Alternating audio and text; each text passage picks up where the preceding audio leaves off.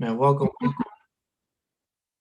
with another edition of the Dad Podcast. Man, little man's back at school. Like I always say, hitting those books, that comes first.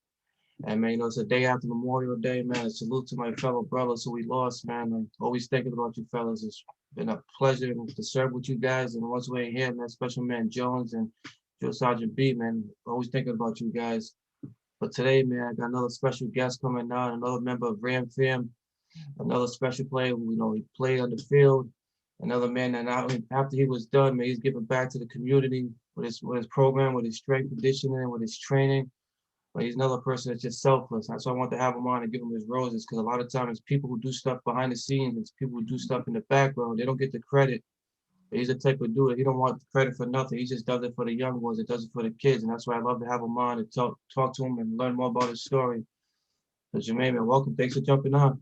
Thank you for having me. And like you said, I love giving back to the kids, man, especially in regards to football and just sports, because I grew up, I had great coaches and I went to college and stuff didn't work out with my coaches. So I want to be that guy and be there to provide for all types of kids, regardless if they have everything, if they have nothing. I just want to be that role model and that figure for them so they can lead on and use any sport or any athletic abilities they have, use it as a vehicle to get them to where they want to go. Yeah, I know like 2020, a lot of people were saying how tough 2020 was, and it was heartbreaking. We lost a lot of people, especially for me when Kobe lost, we lost Kobe. Mhm. But for 2020 in your field, man, you guys kept on grinding. What gave you that drive to keep on going through everything?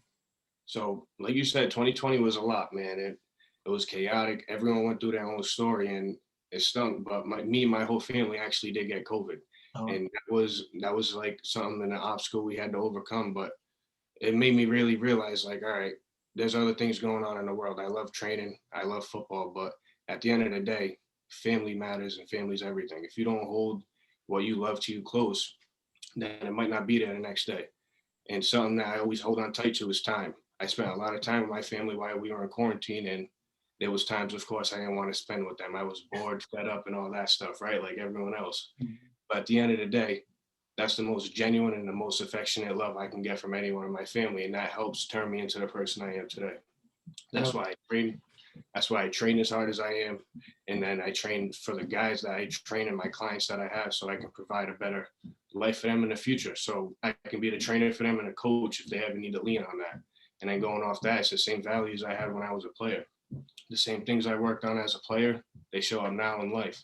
Like I said, football didn't work out for me in college, but I knew school was my key. I had to finish school. I had to be the first one in my family to go to college, get a degree, and then surpass them. It's my time to really go and be that man, be that rock for my family. And the only way I could do that is by constantly having good character and being the person I am.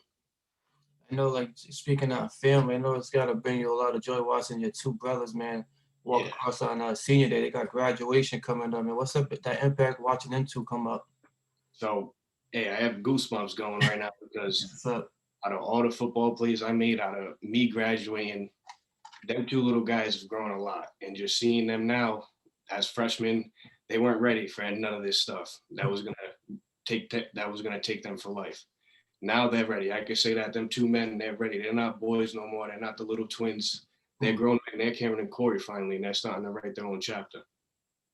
I know you three are all super competitive. I know I Hmm. can only imagine you used to be playing at the same time and being home together and wrestling around. Yeah. How competitive did it get with all three of you guys? So, hey man, we're all real competitive. It doesn't matter what we do. We can be walking to the car. I'm trying to be the first one there, trying to get in the front seat, right? So we'll play. We love playing Madden. That kind of helps us get through quarantine and kind of football and all that. And then we also love watching football and those kind of things. Just competing. Me and Cameron are Giants fans. Corey's a Seahawks fan. Hmm. We battled out this year. We almost got them, but at the end of the day, we're competing in anything, and it goes out and it goes into life because they compete with their friends in small things. Hmm. It's making them better, and it's making their friends better, and ultimately the people around them. I know like y'all competitive. I know your mom's is just as competitive. Yeah. You would always hear her in the stands screaming and yelling. I know she's proud of all three of yous, but that character, man, it comes from the parents that you guys got.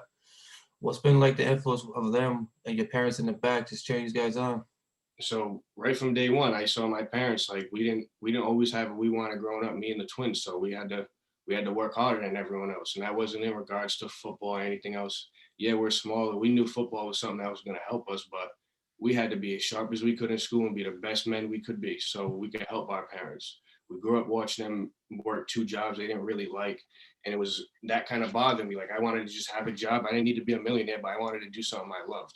And Mhm. that goes back to me impacting these young children and training and coaching. My brothers found that, and now we're trying to use that, our passion for coaching and football, to try and support our families in the future and trying to help our family just stop working, let our parents finally rest. And I see you, you know what I'm saying, you start where you're training now. Where did that take you, after college and everything, getting back into what you're doing now? Where did that mindset of coming to get back and like be training, where'd that come from?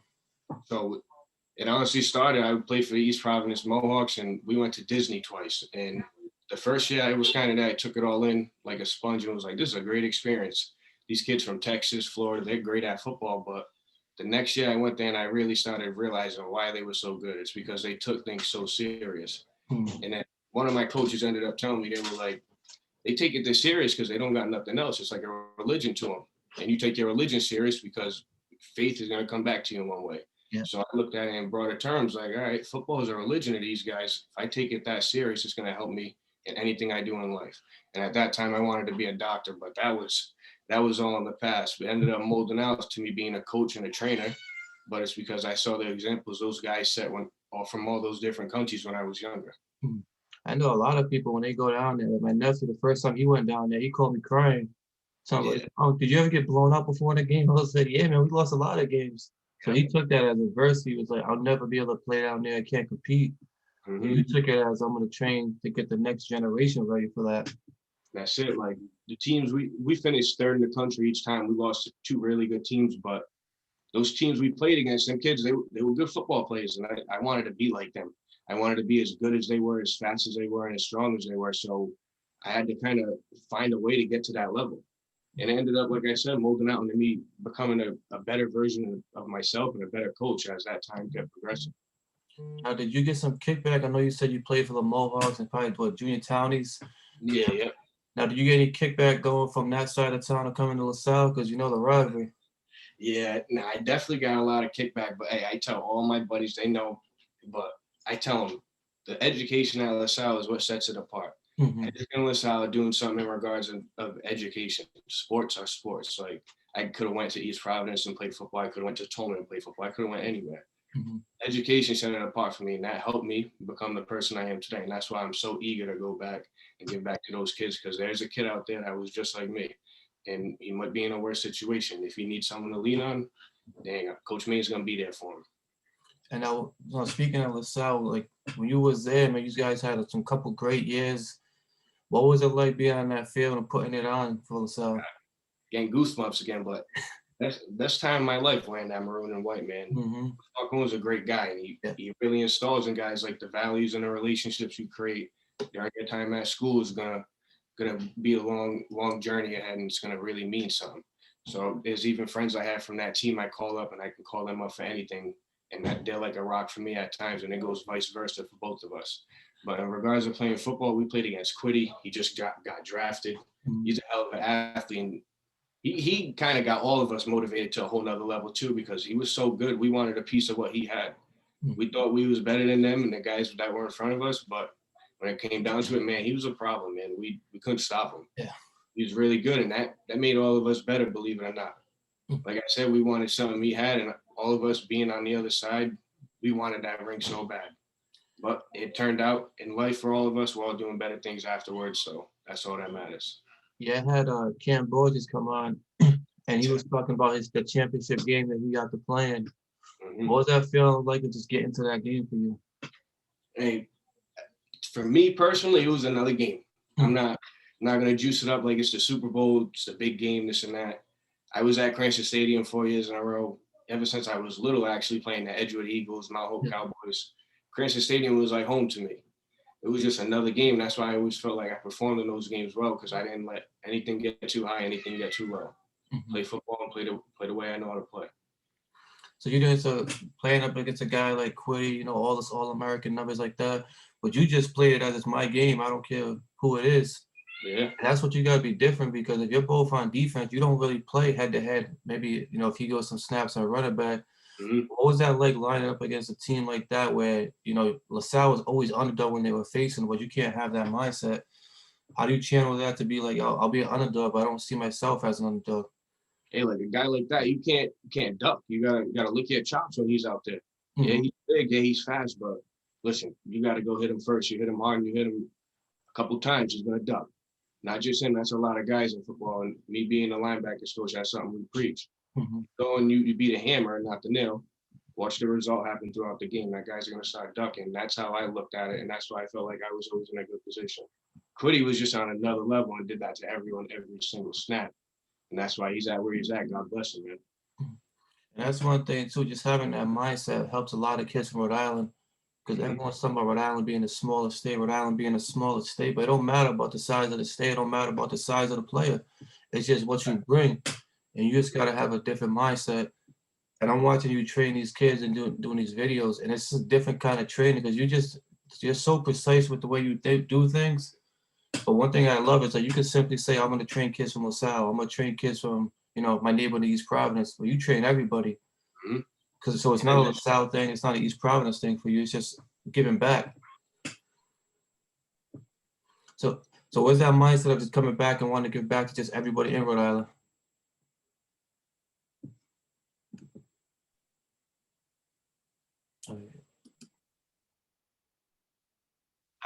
Yes, I was saying, like, you know what I'm saying, you give back to everybody regardless of the city they've come from. Where's that mindset of not really just giving back to Rhode Island in general, not, you know, one community or one school come from? it's just a kind of culture I want to bring around. It's like Mhm. I want to eventually own my own business and own a gym. It's there ain't no reason to be uncomfortable with people and throw shade towards people. We're all after the same goal and trying to be great. So why not bring everyone together and mesh together and get on the path towards greatness? There's no reason to burn bridges and tear people down, especially if we're all after the same goal. Yeah, I seen one when you were, you know, training with Alice from Cranston West, and you were training with a couple other dudes, and that's what Rhode Island is so small, you can't really be. There's so many coaches that say, I'm gonna take care of my kids, take care of my school. But we need Mhm. more people like you just taking care of all the kids in the community. And it's just that different mindset that to me makes you different, makes you special because you could be selfless, say, I'm gonna take care of my own, but you just take care of everyone. And we need more people that don't have a hidden agenda, just giving back to the community and the kids. And that's why I respect all what you're doing. I appreciate that a lot, man. It's something my dad kind of installed in me young too. Like I grew up and I wasn't even ready to put a helmet and shoulder pads on. He would put them on me and have me run around the house and stuff. I would hate it, but it taught me about hard work. And if you have enough hard work in you and you can start displaying it to other people, could kind of like the Kobe's, the LeBrons, and those kind of guys, you're not only being better for you, you're being better for everyone else. So now, do you think opening your own gym is your long-term goal? So my long-term goal is to I want to be a head coach of the football team or of a football team and then own a gym. So either one, whatever surpasses me and crosses my path first. But ultimately, I want to do either one. I think I'd be set in stone with anyone. Now, is there a certain level? Are you head coaches, high school level, college level? Yeah, so high school level would be ideal, Mhm. but even college level would be great too. I just want to be able to work with football guys and put some rings on their finger, honestly. I know you got that mind. You got that mindset of just wanting to hit somebody all the time. Would you be comfortable going on the offensive side too? On the offensive side, Yeah, play call and everything. absolutely. I think it's even easier on offense because as a defensive player, I knew what was happening. Now it's offense, just got to put a couple little looks on it and find what's working. And it's funny because if you talk to an offensive mind, they'll say defense is so easy. You just tell somebody to find the ball. Yeah, You think you it's said that? that, You think but it's that simple? I beg to differ. It's a lot more different than that. And I know there's a question going on right now. You could probably help with this. People are going back and saying, "What's the hardest position to play in football?" Oof. And I say, all my DBs are saying corner. I think corner. Corner. Play safety at the next level. Safety's tough. I played linebacker in high school. Obviously, linebacker, you're that 5 yards back. You can kind of get a nice little view of the field. Safety, you playing that center field spot. Yeah, it's easier, but when you start playing deep in the pass, you got to make sure one, you're not beat, and you're the last line of resort. But DB on that island alone, it's tough, man. You got to be so technical, and if you don't come up and play the run, one, they can get the sideline. It's going to be a big play. I think DB, as far as the technique and all that, is very tough. Quarterback too, obviously, but it's tough moving backwards all game. I know your brother, man. There's some dogs over there at corner. From Yeah. seeing them play corner, I know you guys from playing Thanksgiving or just throwing the ball around. You still got the speed running out there with them?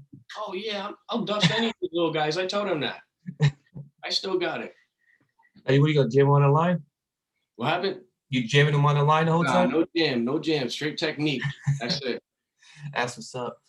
But as far as your training, man, like that passion, I know you say you went to school for it and everything, but what, like learning the technique and learning the drills and everything, is that something you're steadily adjusting to or steady growing with? Yeah, so I back everything up I do with science, and science is constantly evolving. So I gotta stay on path with science to constantly evolve and adapt to my athletes. And something I really do work on is working on how we walk, like when and everything starts at the foot. So when we apply those things, it's gonna help us run faster, move better, just move more efficiently. I don't put weights on guys. I don't load guys up with barbells. I make sure we can move before we can weight or weight lift and do any of that other stuff. Because ultimately, in all the sports we play, we're not going to lift heavy loads. We got to be able to move at high demands and produce forces at different angles. So once we're able to do that, we'll be the best athlete we can. And that's And my goal when I train guys. one thing too, I tell people is like you're not a football trainer. You know, No, you're a trainer, period. It's like a lot of people are like, oh, football coach is training people on football. I was like, nah, he's training, period. So mhm. if you can explain, what is that separation from being a football trainer to being just a trainer in general? So it goes down. It makes my job easy because science is something that's always evolving, like I just said. So our bodies all move in the same manner. So all we have to do is move and react to the system that we're trying to enact. So each body's different, is what I'm saying. So we have to get into that person, mold them into what they're trying to be, and then from there, expand on it, progress from it, regress from it. And the only way we can do that is kind of making that relationship with that person, then establishing what goals they want to set and where they want to go. And it's cool that the place you're at now, I started following on Instagram, and it's cool. I see Cole Swider's over there too. So you have people from different sports doing like over there. What's that like when somebody comes, or even on the college level, when it comes to you personally, and they want your help? What's that like personally for you? It's a good feeling. It's like I get to help someone who's really a good athlete. Like he's gifted genetically and he's ready to go. The kid's ready to get drafted and he's a good player. And it's like I don't train him specifically. My man Ant trains him. But over at Island Athletics, we work with all different athletes. From we got soccer players, kids who just love to exercise and enjoy fitness, and then we got football players, obviously our basketball players and baseball players. But we're just trying to help these guys, put them in a position so they can succeed on the field, and number two, perform and stay healthy so they're not injured.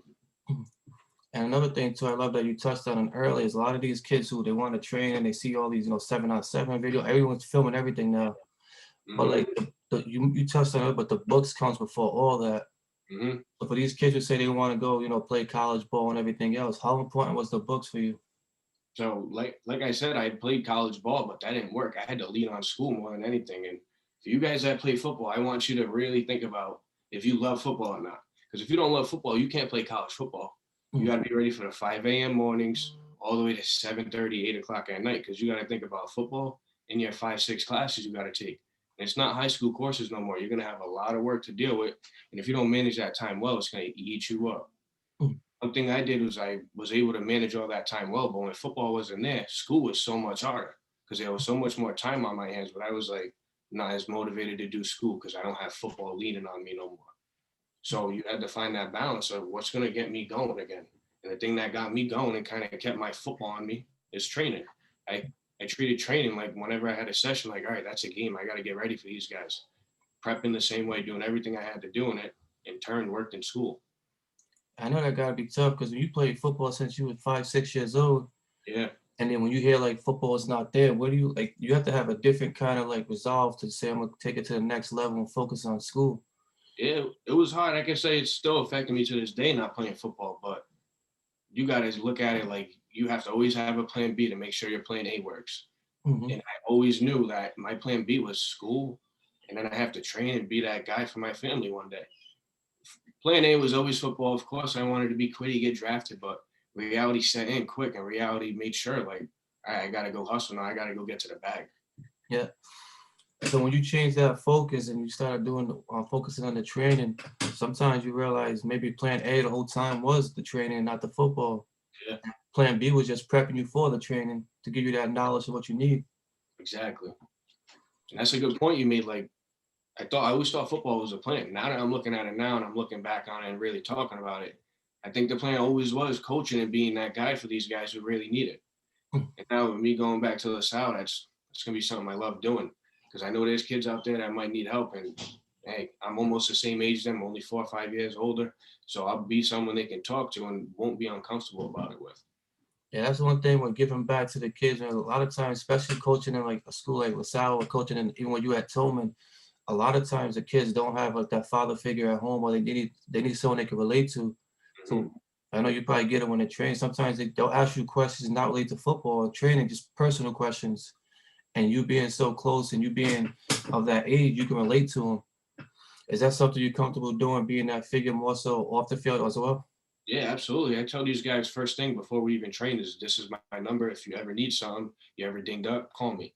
And there's times I have clients I just play football like Madden with at times because we're cool like that. It's Mhm. not always about training. That the worst thing as a trainer is being kind of kind of thirsty and hungry for clients. Like there's no need for that. You gotta let things come to you and just always be consistent with your character. And that's something I feel like I've always done. And that's why things are starting to come back and roll my way in a positive drift. And the relationships I made through training are much deeper than the things we do during training sessions. Because we talk about things that relate to them going to college, things about them and what decisions they're going to make as far as school. And that's always more important than anything we can accomplish training. Now, I know like social media, I follow you on social media and see what you're doing is great, but there's also the other side of the social media for these young kids. How important is it for you, these high school kids who watch this and see this, what they're doing on social media?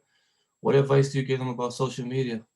So, in particular, social media, I don't think it's really that good. I use social media to kind of let my outlet and let my brain do its talk and show people what I do. But stay off it, especially if you're an athlete, because it's only going to cause you trouble because everything you post nowadays is going to stay there.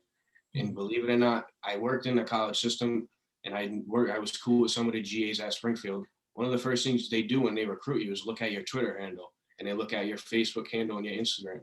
If they see something that they don't like, the first thing they're going to do is take you off their recruiting list. And that's not a lie. That's true. And then from there, if you're not getting recruited by them, you got to start the phase over at another school.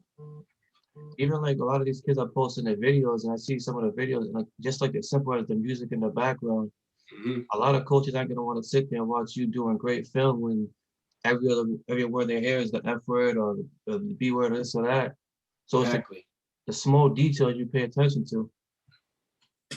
Yeah, the small details make a lot. Like even when you post a film, like the music doesn't really matter. They're trying to see who you are as a person and who you are as a football player. And notice I said as a person first because you're going to be representing that school. So if you're not going to go there and understand their values and kind of be a part of their culture, they're not going to think you're bought in, and that's going to be something that's going to linger over you. You're going to be in the doghouse from day one.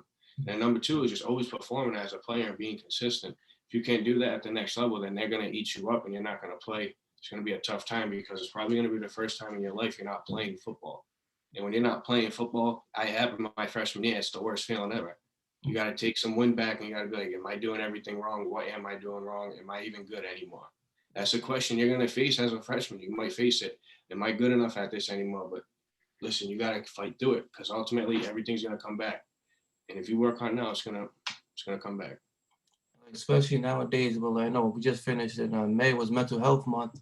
A Hmm. lot of these kids dealing with mental health, when they get to a level and they're not getting the reps they used to get, you gotta look inside yourself and find the character to keep going. And you did that, but a lot of kids, man, they just think that, I can't play in college level, so I'm all done, or I just want to quit everything. What do you tell that kid who's thinking, I quit, I can't make it in college, so I don't know what to do with myself? What do you tell that kid? Hey, find something you're good at and perfect it, and find a way to get paid for it. That's what I did. I found out I was good at training and good at coaching, and I'm getting paid for it. That's the best thing I can do because one, I'm not just working to work. I'm doing something I love, and it's not like I'm ever working.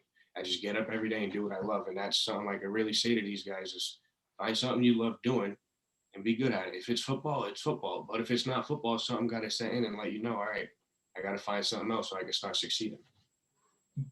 Now, before we go and hit some rapid fire questions, where can everyone find you so they can know more about you and book you for an appointment? Where can they find you at? So you can find me at either Island Athletics on Instagram. That's our main handle. You can go through my man Ant to find me. And if you want to train in Portsmouth, if you would like to train on the field or even in East Providence or Pawtucket, I have another gym I work at called ATC, and I work with Bobby Roderick for that. You can contact me at Maine Fit on Instagram, Twitter, and Facebook. And then I also have my Instagram, my email, which is mainfit@gmail.com. And it's crazy you mentioned Portsmouth because I'm still at Rhode Island, thinking Portsmouth is so far. And it's like, People always say that it's right over the bridge. It's only 20 minutes out from East Providence. It's not that bad of a drive. it's funny, my wife had to go to East Providence yesterday. She's like, I gotta cross the bridge. And I'm like, it's a 15-minute ride, but just crossing over the bridge into East Providence seems like forever. Literally. I go right down Newport Ave. Yep, that's where she was at too. Mm-hmm. So I'm gonna hit you with a couple rapid fire questions. So first thing that comes to your head, and the first one's inspired by my son. He has me ask everyone. He's a big Fortnite player. All right. But you jump out of an airplane, you gotta survive on a desert island. You and 5 people. Who you taking? Oh damn. My 2 brothers. I'm gonna take my 2 brothers. Dang, that's a crazy question. Yeah. That's crazy.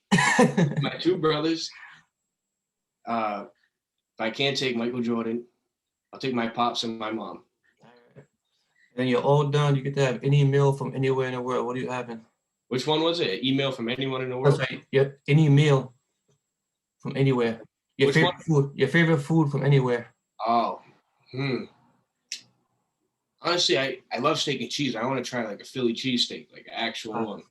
You'll be disappointed. I was the same way. Disappointed, really? I went to Philly. They had I went from Geno's, which is the famous spot.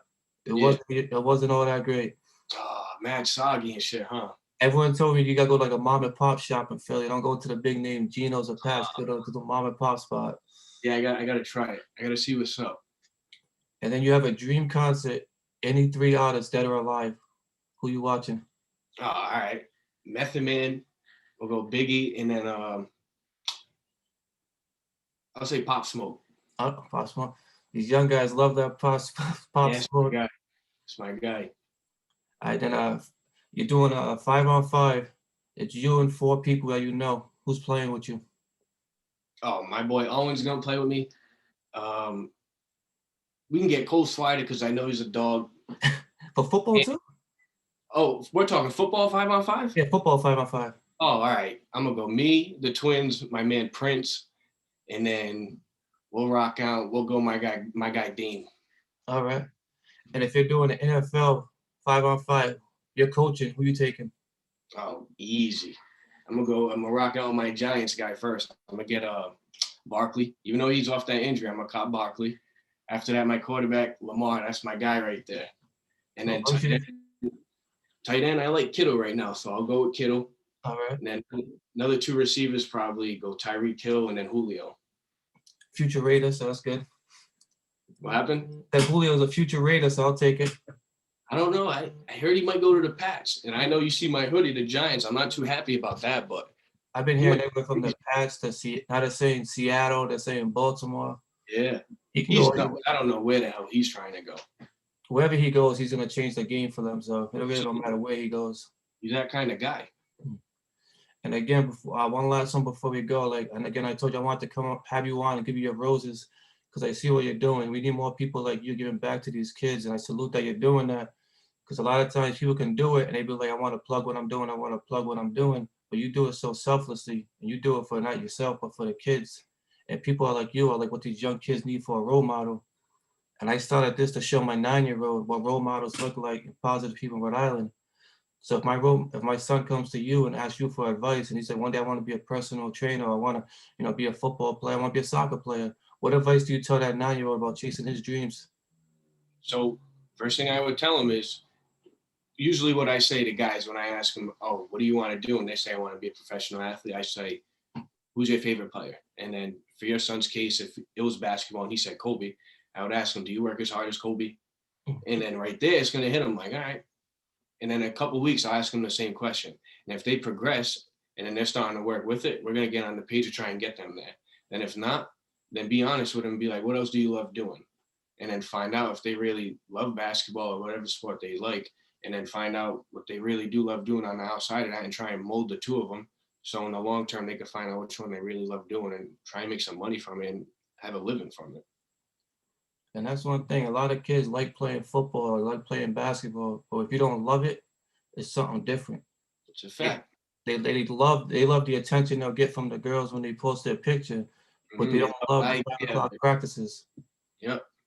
That's the thing. Like me, even being at Tolman at times, guys was like, "Oh, I love football. I love football." And this could go for probably any high school kid. They say they love football. They love football, but when we have practice at 10 a.m., they can't get up. Shit, Mm, I'm up at like 7. That's early. that's You early. know, 10's not early. That's late.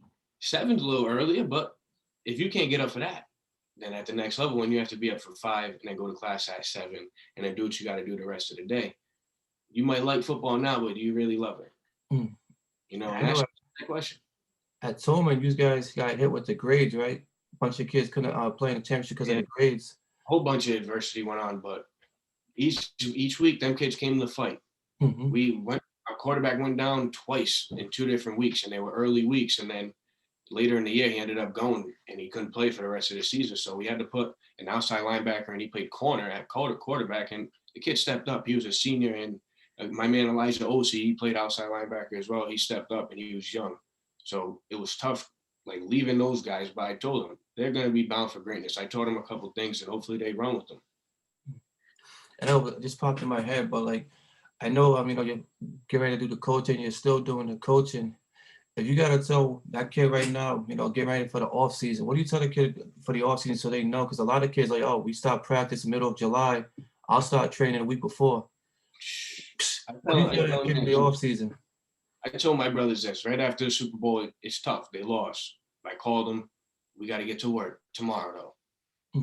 That's the goal. If you're not on that type of time, if you're not getting to work the day after you lose or the day after your season, all right, we gotta find out what you really like doing. Because you look at guys even like Brady. Brady took a week off after winning the Super Bowl. He's 43. You guys are 16, 17, 18. You could do more than play Fortnite and video games all day. Yeah. You could literally put an hour of your day aside and just go get better in one way. And if you do that once a week, right? 7 days a week, that's 7%. As you keep adding it up, you're going to be 100% better in no time. Those 100% stack up over time. You're going to be great in no time. And that's what separates you again, man, is having that mindset and you keep instilling in these kids, man. Rhode Island's future is looking brighter and brighter. I And a like lot that. of these kids, man, I tell them all the time, D1 don't have to be the goal. If you get into college, as long as you're in college and you get to kind of pursue your education and do better, that's what your goal should be. That's it. I played Division III football, but I felt like Springfield had a Division I exercise science program. I Hmm. went there, and it's like I went to the SEC. I got the best exercise science program I could in the country, and look, I'm ready to go. I'm ready to do my career, and that shout out to them and their programs they have over there. Thanks again, man. Like having your knowledge and these young kids are definitely going to impact for on the next level.